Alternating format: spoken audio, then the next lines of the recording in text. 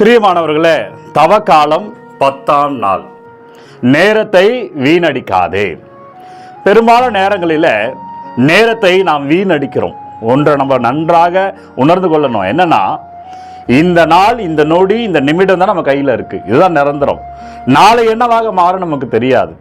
எனவே நிறைய பேர் பார்த்தீர்கள் என்றால், நேரத்தை வீணடித்து விட்டு, செய்ய வேண்டிய நேரத்தில் செய்யாமல் விட்டு பிறகு செய்ய முடியாத காலத்தில் கஷ்டப்படுறவங்க ஏராளமானவர்களை நீங்களே உங்கள் வாழ்க்கையில் பார்ப்பீங்க. எனவே நேரத்தை வீணடிக்காதே.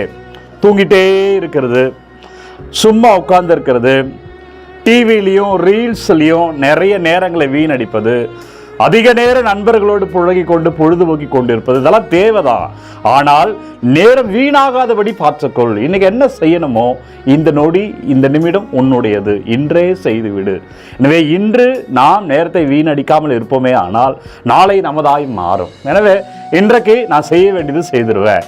நேரத்தை நான் வீணடிக்க மாட்டேன். இன்னைக்கு மட்டும் இல்லை, என்றைக்குமே நேரத்தை வீணடிக்காதீர்கள். நாளை வேறொரு செயலோடு உங்களை சந்திக்கிறேன். God bless you. Take care.